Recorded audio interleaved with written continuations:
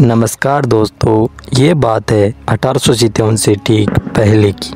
अंग्रेज़ों ने हमारे राजाओं पर नज़र रखने के लिए एक बड़ा अफसर बैठा रखा था जिसका नाम था agent to the governor general, या जिसे हम एजीजी भी कहते थे। उस समय एजीजी थे जॉर्ज पैट्रिक लॉरेंस और उनका सारा खेल, सारा हेडक्वार्टर माउंट आबू से चलता था। उस वक्त हमारे राजस्थान में कई रियासतें थी और उनके अपने राजा थे, जैसे कोटा के महाराव राम सिंह द्वितीय थे, जोधपुर में तख्त सिंह और जयपुर में सवाई राम सिंह द्वितीय। ये सब अंग्रेज़ों के साथ थे, लेकिन क्यों? क्योंकि उन्हें डर था कि अगर वे अंग्रेज़ों का साथ नहीं देंगे तो उनकी रियासतें छीन ली जाएगी। अंग्रेज़ों को लगा कि उन्होंने अपनी चाल में राजाओं को फंसा लिया है, लेकिन उन्हें पता नहीं था कि उन्होंने 6 ऐसी जगह बना दी है जो बारूद के ढेर पर रखी थी। ये थी उनकी सैनिक छावनियाँ: नसीराबाद, नीमच, देवली, ब्यावर, एरिनपुरा और खेरवाड़ा। इनमें 5000 भारतीय सैनिक थे जो बस एक चिंगारी का इंतज़ार कर रहे थे, और वो चिंगारी आई चर्बी वाले कारतूसों से। अंग्रेज़ों ने नई बंदूकें दी थी जिनके कारतूसों को मुंह से खोलना पड़ता था, लेकिन उन पर गाय व सूअर की चर्बी लगी थी। ये बात हर हिंदू और मुस्लिम सैनिक के दिल पर चुभ गई। यह सिर्फ एक कारतूस नहीं था, ये उनके धर्म पर हमला था। राजस्थान में क्रांति की पहली कहानी नसीराबाद से शुरू हुई। यहाँ एक रेजिमेंट थी जिसका नाम था 15वीं बंगाल नेटिव इन्फेंट्री। ये सैनिक पहले मेरठ में थे, लेकिन जब मेरठ में विद्रोह शुरू हुआ तो अंग्रेज़ों ने उन पर शक किया और उन्हें वहाँ से नसीराबाद भेज दिया। सैनिकों को लगा कि यह उनका अपमान है, उन्हें लगा कि अंग्रेज़ उन पर भरोसा नहीं करते हैं, और फिर आया वो दिन जिस दिन उनके गुस्से का बांध टूट गया। 28 मई 1857 को नसीराबाद के सैनिकों ने आखिरकार विद्रोह कर ही दिया। उन्होंने अपनी छावनी को लूट लिया, अंग्रेज अफसरों को मार दिया और पूरे कैंटोनमेंट को तबाह कर दिया। विद्रोह सफल रहा और यहाँ से ये विद्रोही सैनिक सीधे दिल्ली की तरफ चल पड़े ताकि वे भारत के बड़े विद्रोह का हिस्सा बन सके। और इस तरह राजस्थान की धरती पर 1857 की क्रांति की पहली आग लग चुकी थी।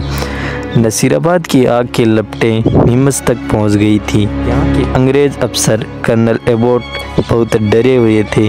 उन्होंने एक चाल चली, उन्होंने अपने भारतीय सैनिकों को बुलाया और उनसे रानी विक्टोरिया की वफादारी की कसम खाने को कहा। लेकिन एक सैनिक ने उस अफसर की आंखों में आंखें डालकर कहा, जनाब, जब आपने हमारी कसम को तोड़ा तो हम आपकी कसम को क्यों माने? उस सैनिक का नाम था मोहम्मद अली बेग। 3 जून 1857 को मोहम्मद अली बेग के नेतृत्व में नीमच के सैनिकों ने विद्रोह कर दिया। उन्होंने सरकारी खजानों को लूट लिया, छावनी को आग के हवाले कर दिया और दिल्ली की तरफ बढ़ चले। जान बचाकर भागे हुए इन अंग्रेज परिवारों को उदयपुर के महाराजा स्वरूप सिंह ने अपने यहाँ शरण दी और उन्हें सुरक्षित रखा। यह कहानी सिर्फ नसीराबाद और नीमच तक नहीं रुकी। एरिनपुरा छावनी में जोधपुर रीजन के सैनिक तैनात थे। 21 अगस्त 1857 को उन्होंने भी अपनी बंदूकों का मुंह अंग्रेज़ों की तरफ कर दिया और उस दिन ऐसा नारा गूंजा जो क्रांति का बिगुल बन गया, चलो दिल्ली मारो फिरंगी। ये विद्रोही सैनिक सीधे दिल्ली नहीं गए, बल्कि वे मारवाड़ के आहुआ गांव पहुंचे।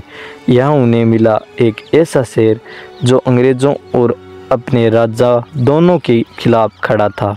उस शहर का नाम था ठाकुर खुशहाल सिंह चंपावत। ठाकुर खुशहाल सिंह ने इन विद्रोही सैनिकों का नेतृत्व संभाला और उन्होंने 2 ऐसे युद्ध लड़े जिन्होंने अंग्रेज़ों के दांत खट्टे कर दिए। पहला युद्ध था बिथोड़ा का युद्ध।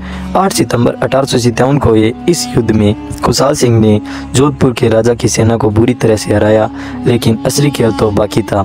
10 दिन बाद 18 सितंबर 1857 को चेलावास के युद्ध हुआ। इस युद्ध को काले गोरे का युद्ध की संज्ञा दी गई, क्योंकि एक तरफ भारतीय सैनिक थे तो दूसरी तरफ अंग्रेज। इस युद्ध में अंग्रेज़ों के बड़े अफसर एजीजी जॉर्ज पैट्रिक लॉरेंस और जोधपुर के पॉलिटिकल एजेंट मैक मेसन को बुरी तरह से हार मिली।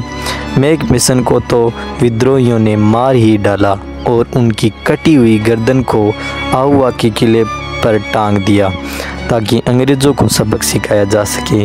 यह सिर्फ एक जीत नहीं थी, यह स्वाभिमान की जीत थी।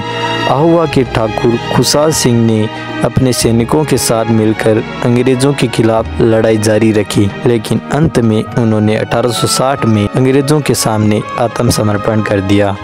उन पर विद्रोह का मुकदमा चला, लेकिन 1864 में अंग्रेज़ अफसर मेजर बर्टन ने उन्हें बरी कर दिया। नसीराबाद और नीमच की क्रांति की लपटें कोटा तक भी पहुंच गई। यहाँ के लोग अंग्रेज़ों से बहुत नाराज़ थे, लेकिन अंग्रेज़ों के एजेंट मेजर बर्टन इस बात से बेखबर थे।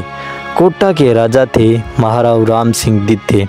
15 अक्टूबर 1857 को कोटा में विद्रोह शुरू हो गया। इस क्रांति की मान संभाली वकील जयदयाल और सेना के रिसालदार मेहराब खान ने। उन्होंने मेजर बर्टन और उनके 2 बेटों को मार डाला और उनकी कटी हुई गर्दन को पूरे शहर में घुमाया और फिर किले के गेट पर लटका दिया।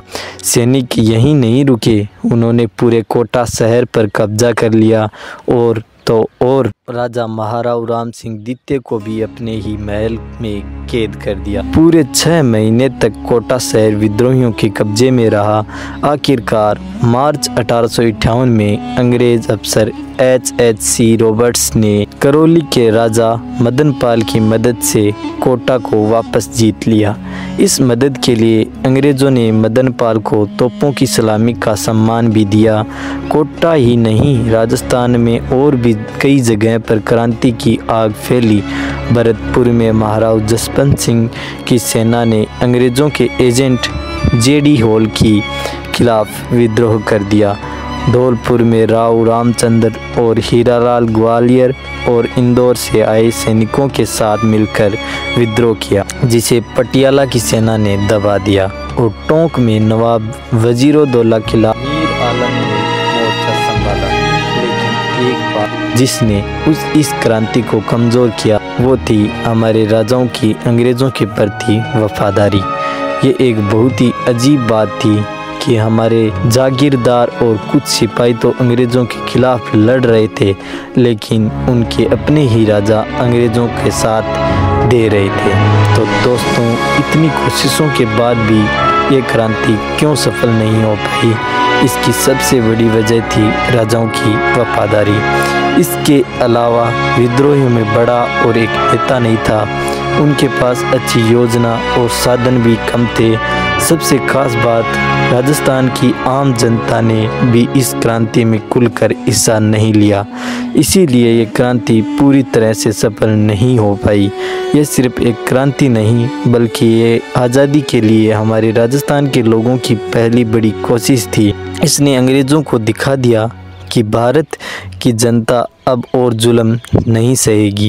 ये कहानी हमें सिखाती है कि हमारी आज़ादी एक दिन में नहीं मिली, बल्कि इसके लिए हमारे सैनिकों ने जान की बाजी लगाई। दोस्तों, एक तरफ जहां कुछ रियासतों में विद्रोह हो रहा था, वहीं दूसरी तरफ कुछ राजा अंग्रेजों के वफादार रहे। इनमें से एक थे बीकानेर के महाराजा सरदार सिंह। ये इकलौते ऐसे राजा थे जो विद्रोह को कुचलने के लिए अपनी रियासत से बाहर भी गए। उन्होंने पंजाब तक जाकर अंग्रेजों का साथ दिया। अंग्रेजों में उनकी वफादारी के लिए उन्हें टीबी परगने के कई गाँव इनाम में दिए। क्रांति के खत्म होने के बाद अंग्रेजों ने अपनी नीतियां बदल दी। अब वे राजाओं को दोस्त बनाकर रखना चाहते थे। उन्होंने राजाओं को इनाम के तौर पर जमीन दी। तो दोस्तों, अगर आपको ये वीडियो थोड़ा भी पसंद आया हो या आपकी पढ़ाई में जरा सी भी मदद मिली हो तो प्यारा सा एक लाइक जरूर कर दीजिए। और हाँ, अगर आपको सच में ये वीडियो हेल्पफुल लगा तो नीचे कमेंट में थैंक यू लिख दीजिए। इससे हमें मोटिवेशन मिलेगा और हम आपके लिए और भी ऐसी काम की वीडियो लेकर आते रहेंगे। चैनल को सब्सक्राइब करना बिल्कुल मत भूलना, ताकि अगली वीडियो सबसे पहले आप तक पहुंचे। धन्यवाद दोस्तों, आपका दिन शुभ हो।